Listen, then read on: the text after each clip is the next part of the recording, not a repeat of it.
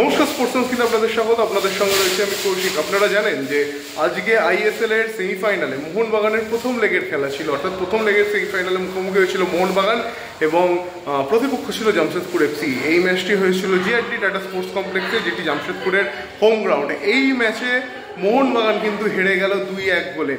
সারা ম্যাচের দাপট ছিল মোহনবাগানের, প্রাধান্যও ছিল মোহনবাগানের, কিন্তু শেষ পর্যন্ত শেষ মুহূর্তের একটি গোলে জামশেদপুর এবং খালিদ জামিলের দল মোহনবাগানকে কিন্তু পরাজিত করলো তাদেরই ঘরের মাঠে। এই মরশুমে জামশেদপুরের বিরুদ্ধে মোহনবাগান ছিল অপরাজিত। মোহনবাগান একটি ম্যাচে তাদের হারিয়েছে 3-0 গোলে, একটি ম্যাচ 1-1 ব্যবধানে ড্র হয়।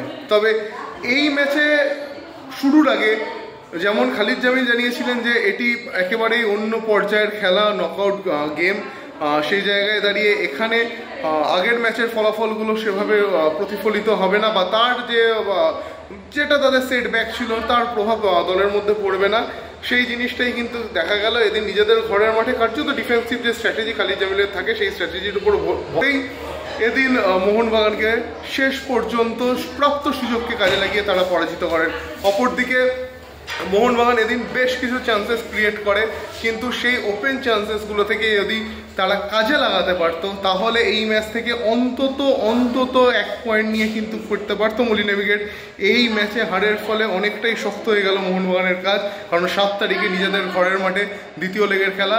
সেই ম্যাচটি 1-0 ব্যবধানে ন্যূনতম জিততে হবে মোহনবাগানকে পেনাল্টি শুট আউটে এই সেমিফাইনালকে নিয়ে যাওয়ার জন্য, এবং 2 গোলে জিতলে মোহনবাগান এগ্রিগেটে জিতে ম্যাচটা বেরিয়ে যাবে। তবে মোহনবাগান সমর্থকদের জন্য ভালো খবর,